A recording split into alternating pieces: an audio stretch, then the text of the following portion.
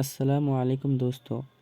আমরা যারা উর্দু কথা বলতে পারি না এবং পড়তেও পারি না তাদের জন্য এই ভিডিওটাই খুবই জরুরি।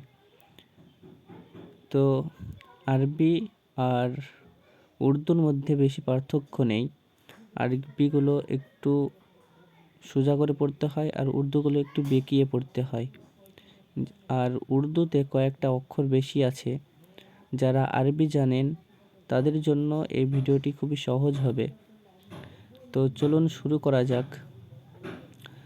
আলিফ, বে, পে, তে, টে, সে, জিম, চে, হে, খে, দাল, ডাল, জাল, রে, রে, জে, ঝে, সিন, শিন, সদ, জদ, ত, জ, আইন, গইন, ফা, কফ, কাফ, গাফ, লাম, মিম, নুন,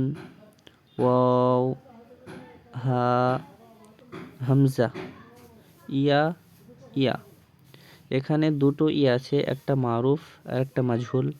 প্রথমের ইয়াটা হচ্ছে মারুফ, একটু সোজাভাবে পড়তে হবে, আর তারপরের ইয়াটা হচ্ছে মাজহুল, সেটা একটু বেঁকিয়ে পড়তে হবে।